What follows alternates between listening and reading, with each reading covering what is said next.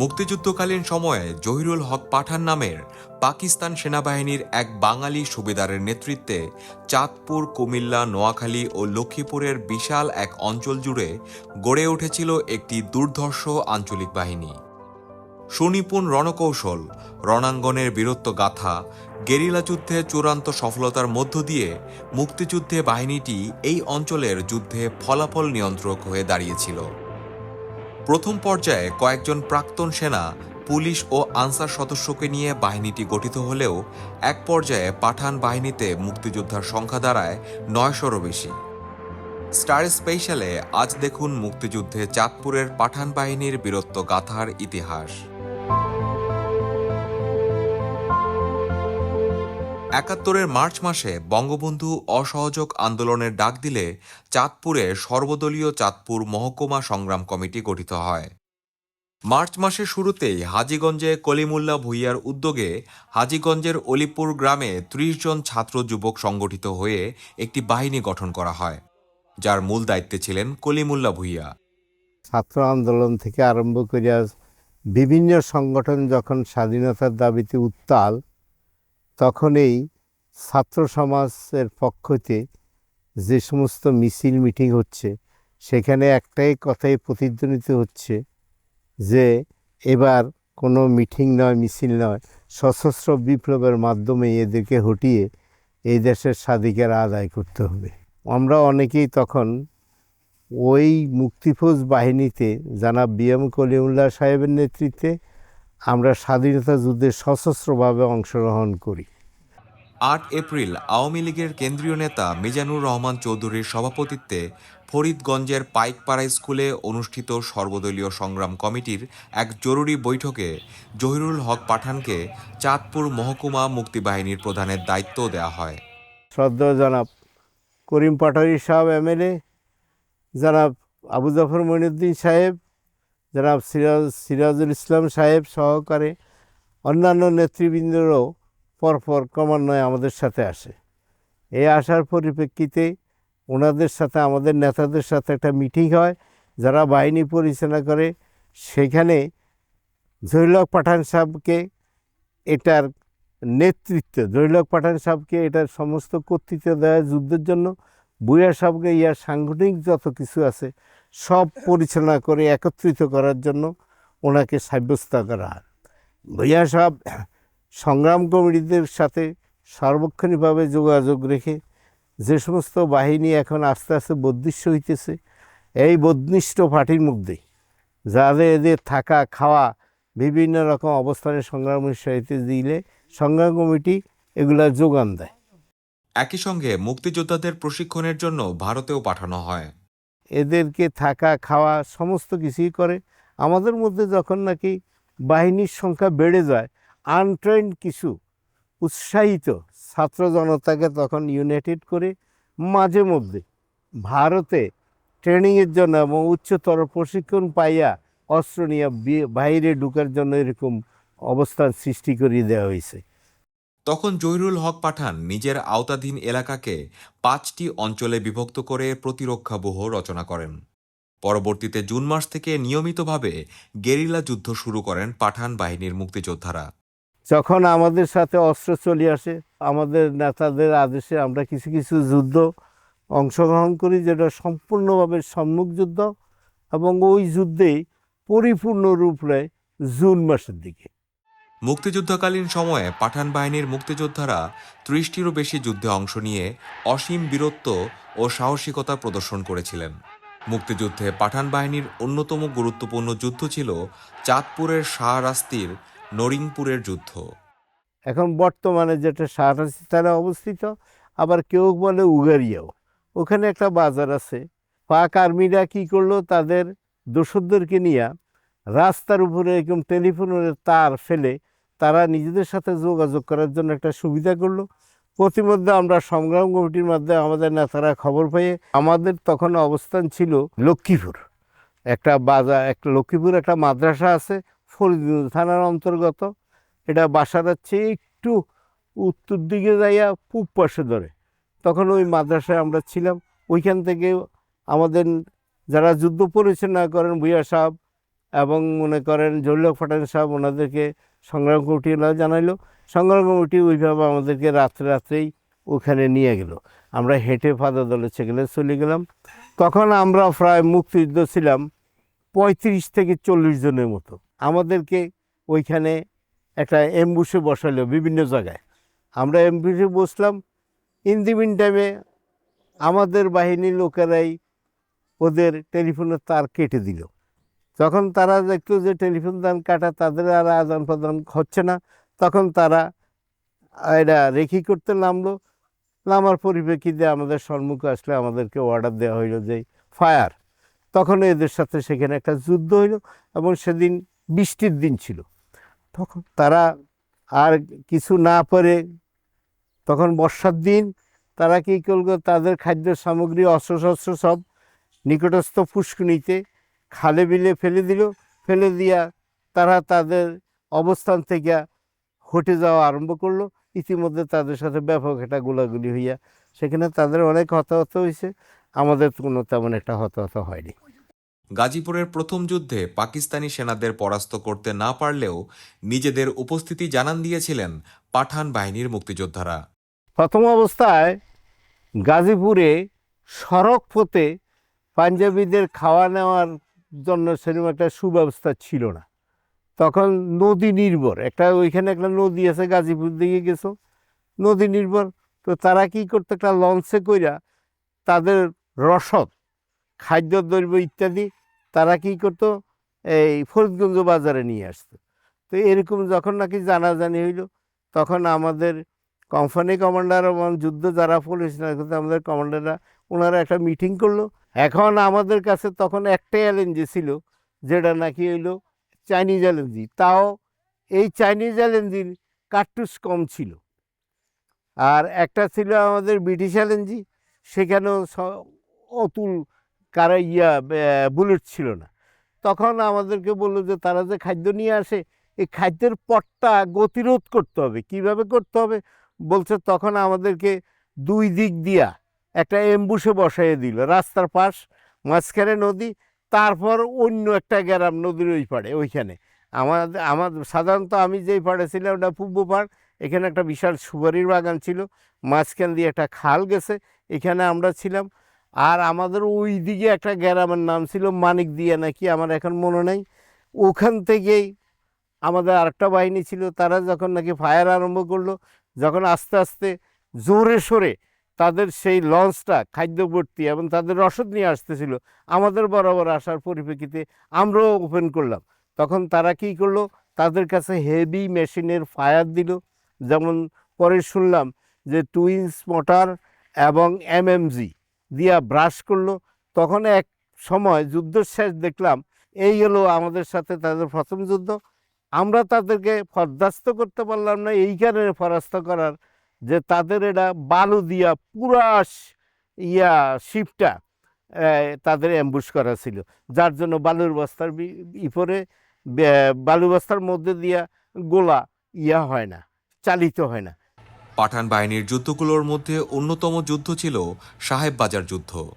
Cargo লঞ্চের উপরে তারা বসা, উপরে চাল নাই কার্গো লঞ্চের, খালি হেলমেটগুলো দেখা যায়।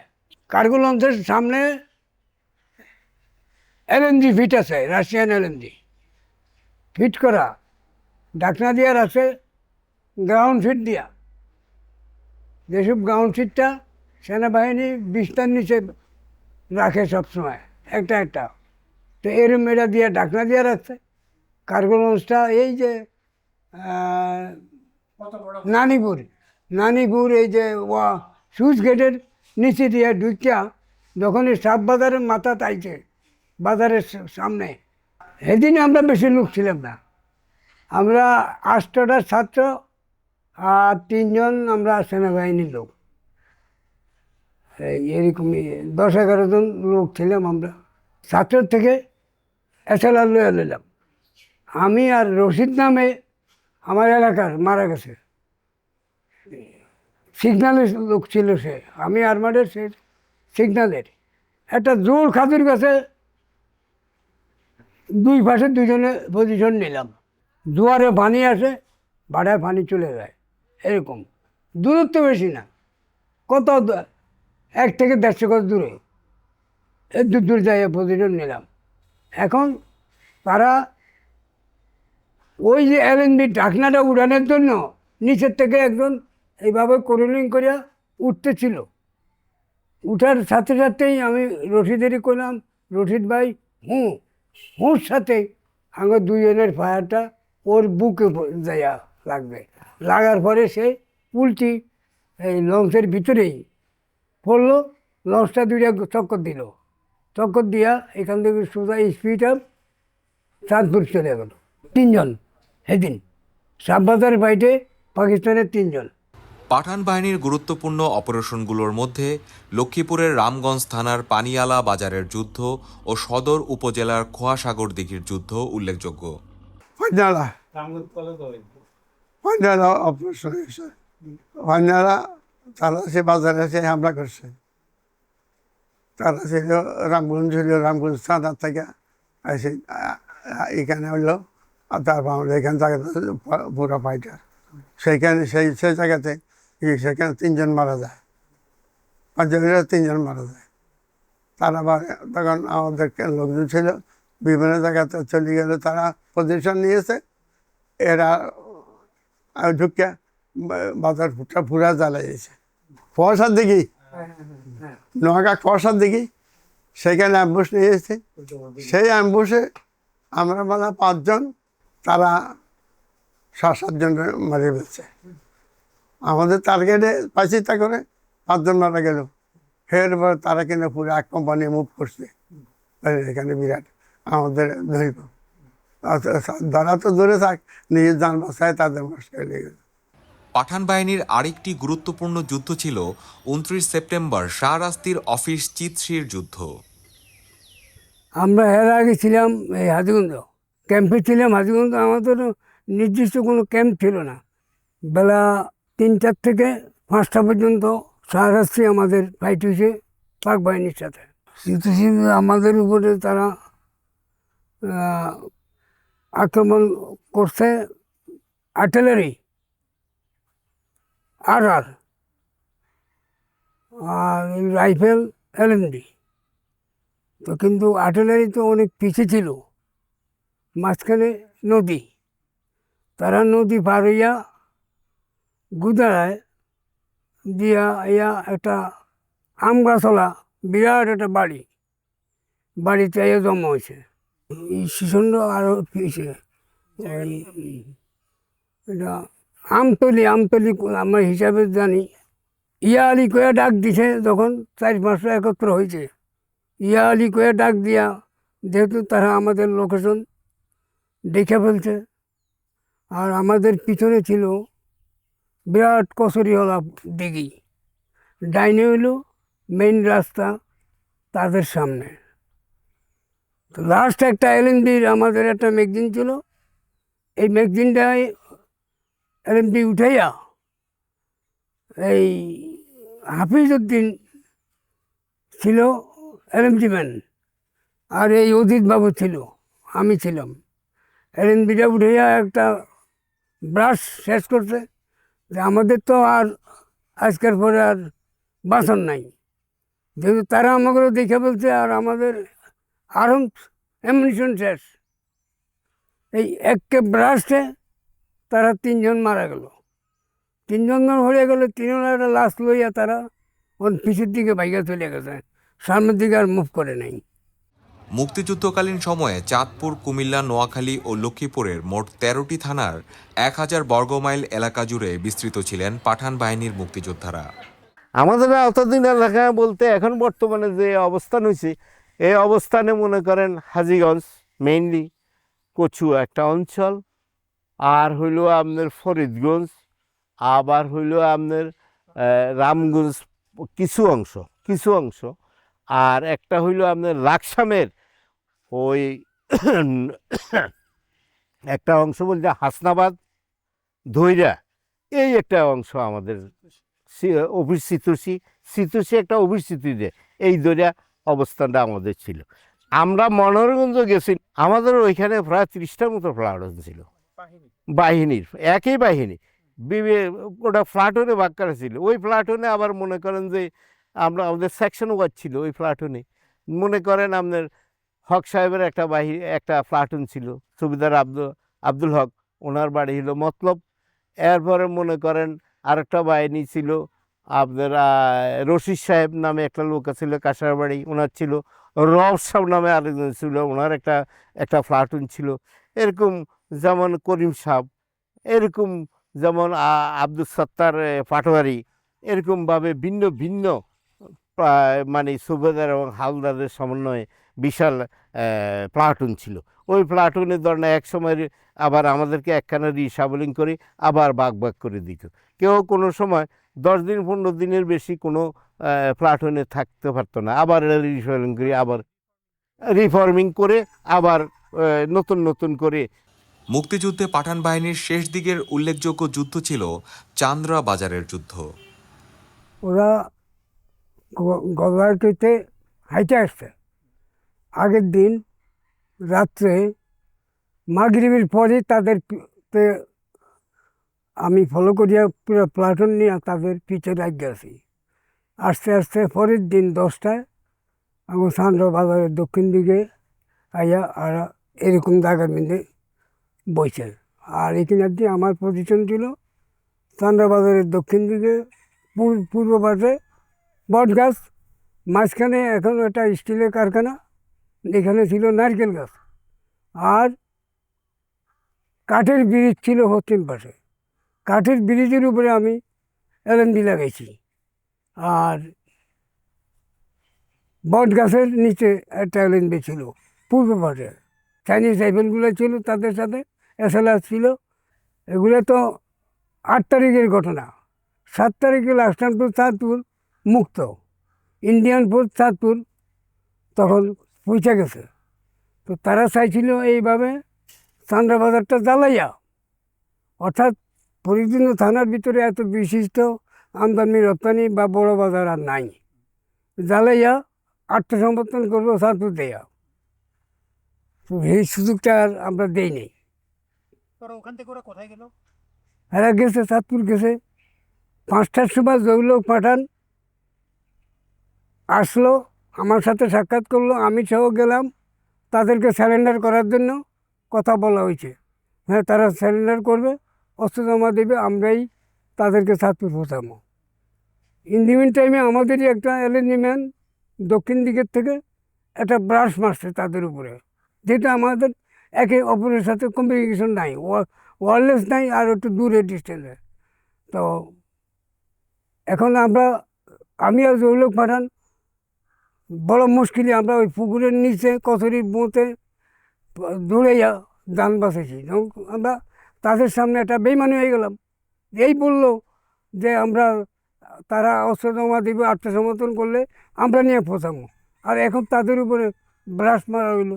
শেখবাড়ি অর্থাৎ হাই স্কুলের পিছনে শেখবাড়ি গাঁডারাক পর্যন্ত তারা আসতে পারছে, ফাইট করছে, আর সামনের দিকে আগাইতে দেয় নেই। এখান থেকে তারা বাইকে চলে গেছে।